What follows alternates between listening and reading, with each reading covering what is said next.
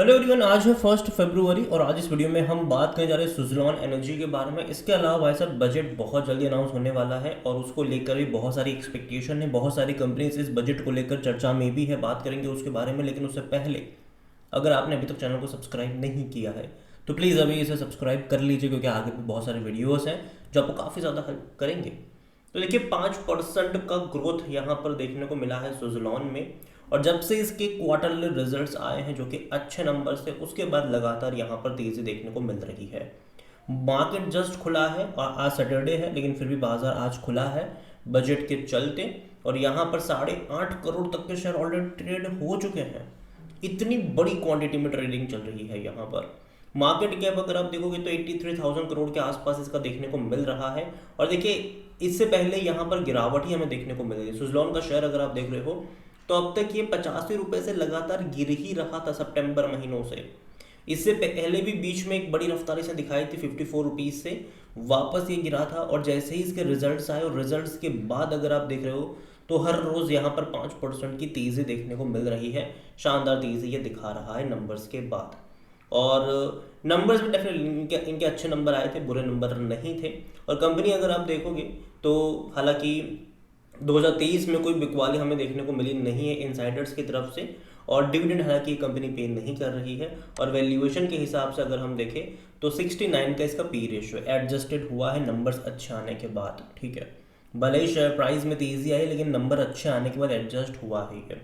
Sector P 44 का है। अगर आप इनके फाइनेंशियल्स की तरफ देखो तो लास्ट क्वार्टर के नंबर इनके अच्छे थे। 3,000 करोड़ से भी ज़्यादा का इनका रेवेन्यू था और 385 करोड़ से भी ज़्यादा का इनका प्रॉफिट था। और ये अच्छा प्रॉफिट है यहाँ पर, क्योंकि देखो एक्सपेक्टेशन इस कंपनी से यही है कि भाई साहब इनके जब इससे पहले कंपनी कर्जे में थी, डेट में थी, बहुत सारा पैसा कर्जा चुकाने में जा रहा था। लेकिन अब जब कंपनी ऑलमोस्ट डेट फ्री हो चुकी है तो भाई साहब अब वो पैसा चुकाने में नहीं जाना चाहिए, अब वो प्रॉफिट में दिखना चाहिए। क्योंकि सितंबर में ऐसा हुआ नहीं था, जिसके चलते हमें फॉल देखने को मिला था। लेकिन दिसंबर में नंबर्स में भी बहुत बड़ा इंप्रूवमेंट है, रेवेन्यू में खास करके, और प्रॉफिट में और बड़ा इंप्रूवमेंट है, जिसके चलते एक बड़ी तेज़ी कह सकते हैं कि नतीजे के बाद यहाँ पर देखने को मिल रही है। शेयर होल्डिंग के बारे में अगर हम बात करें, जो प्रमोटर की होल्डिंग है वो यहाँ पर 13.25% की है। 4.44% म्यूचुअल फंड के पास है, 4.87% डोमेस्टिक के पास है, 22.88% एफआईज के पास है। देखा जाए तो यहाँ पर डोमेस्टिक ने यहाँ पर खरीदारी करी, म्यूचुअल फंड्स ने खरीदारी करी दिसंबर क्वार्टर में। डोमेस्टिक ने यहाँ पर मतलब जहाँ थे वहीं पर रहे, लेकिन एफआईज की तरफ से यहाँ पर बिकवाली हमें देखने को मिली। जो एफआईज अब तक खरीद रहे थे, भर भर के खरीद रहे थे, उन्होंने दिसंबर क्वार्टर में हल्के से बिकवाली करी। लेकिन फिर भी अभी भी बहुत सारी क्वांटिटी कह सकते हैं कि एफआईज के पास यहाँ पर ज़रूर है। रिटेल के पास 24.49% का स्टेक है। जो अदर पार्टीज है वो 30.07% का स्टेक लेकर बैठे हुए हैं। सुज़लॉन के बारे में अगर आप देखो तो भाई साहब लगातार तेज़ी हमें यहाँ पर देखने को मिल रही है, खासकर रिजल्ट्स के बाद। रिजल्ट्स के बाद लगातार यहाँ पर तेज़ी है, क्योंकि नंबर्स इनके अच्छे आए थे। नेट रेवेन्यू में बहुत बड़ा इजाफा हमें देखने को मिला पिछले साल के मुकाबले भी। और इसके अलावा company also recorded this highest ever quarterly delivers. अगर आप देखोगे तो 447 मेगावाट्स का यहाँ पर अक्टूबर दिसंबर क्वार्टर पीरियड में ये देखने को मिला है। इट्स मैन्युफैक्चरिंग कैपेसिटी अगर आप देखो तो एक्सपांड हुई है 4.5 गीगावाट्स तक की, with upgrade at Pondicherry and Daman की जो फैसिलिटीज़ है उसको यहाँ पर मिलाकर। एंड कंपनी की जो ऑर्डर बुक है वो तकरीबन रिकॉर्ड हाई पर है, 5.5 गीगावाट्स के आसपास देखने को मिल रही है, with commercial and industrial and public sector PSU segment accounting for 80% of the total. तो कंपनी लगातार अपनी कैपेसिटीज़ बढ़ा रही है, जो कि अगेन अच्छी बात है। देखो पावर सेक्टर की अगर मैं जहाँ तक बात करूँ तो बहुत सारे जो पावर सेक्टर वाली कंपनीज़ हैं वो भी अपनी कैपेसिटी बढ़ा रहे हैं, चाहे सोलार में हो या विंड में हो भी। तो विंड में जब वो बढ़ाते हैं तो ये कंपनी का फ़ायदा यहाँ पर ज़रूर होता है, क्योंकि बहुत गिने चुने प्लेयर हैं इंडिया में विंड एनर्जी सोल्यूशन प्रोवाइड करवाने वाली कंपनियों में, और सुज़लॉन उनमें से एक है। हालांकि अगेन मैं कह दूँ अच्छे नंबर्स के बाद ऑलरेडी बहुत बड़ी तेज़ी दिखा दी है, ठीक है। तो बीच बीच में करेक्शन के लिए भी आपको तैयार रहना पड़ेगा। जैसे कि बड़ी रफ्तार दिखाई तो भाई साहब बड़े करेक्शन भी बीच में आएंगे यहाँ पर। तो जो अप्रोच होना चाहिए वो ऐसा नहीं कि भाई साहब मैं खरीद ही लूँ बहुत सारे, नहीं।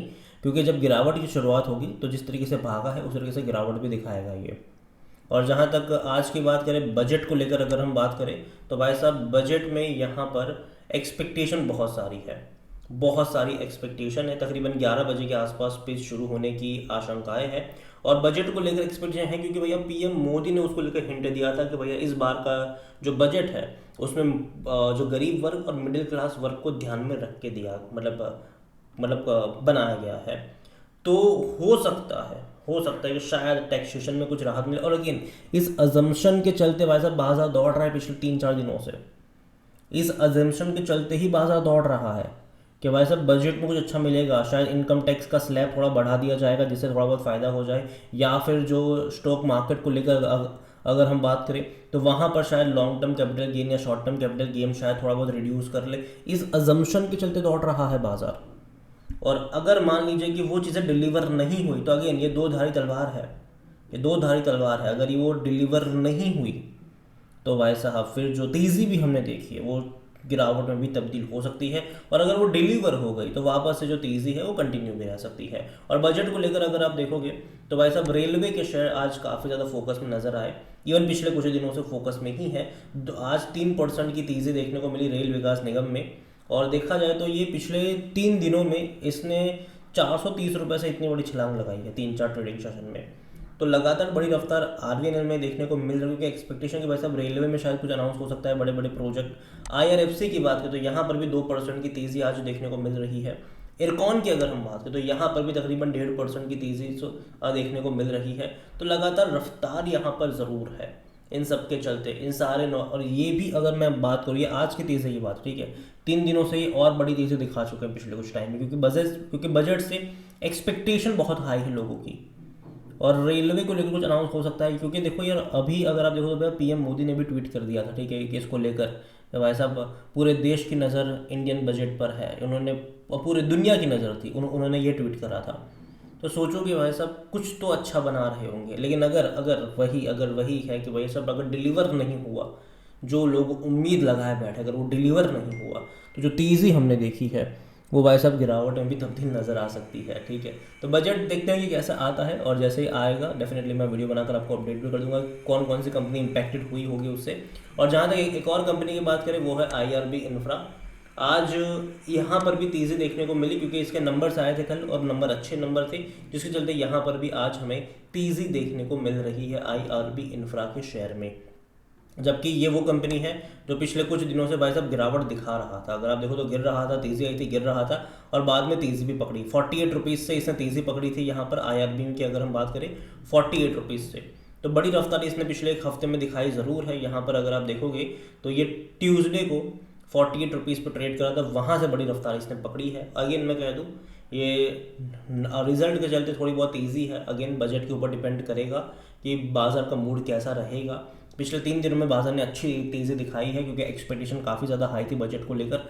आने वाले हफ्ता कैसा रहेगा, आज का दिन भी कैसा रहेगा, सेकेंड हाफ, वो डिपेंड करेगा बजट के ऊपर।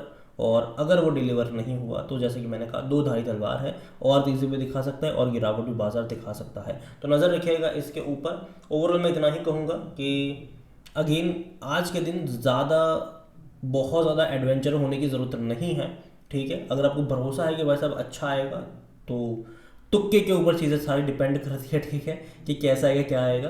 लेकिन देखो मैं तो उम्मीद करता हूँ कि यार अच्छा बजट हो, एटलीस्ट टैक्सेशन में थोड़ी बहुत राहत मिल जाए, जिसके चलते एटलीस्ट स्टॉक मार्केट में थोड़ी बहुत अच्छी एनर्जी वापस से लौट कर आ जाए। स्पेसिफिकली जो लॉन्ग टर्म का शॉर्ट टर्म का जो कैपिटल गेन है उसको लेकर थोड़ी बहुत बेटर हो, और इवन इनकम टैक्स स्लैब भी थोड़ा बहुत एटलीस्ट बढ़ना चाहिए।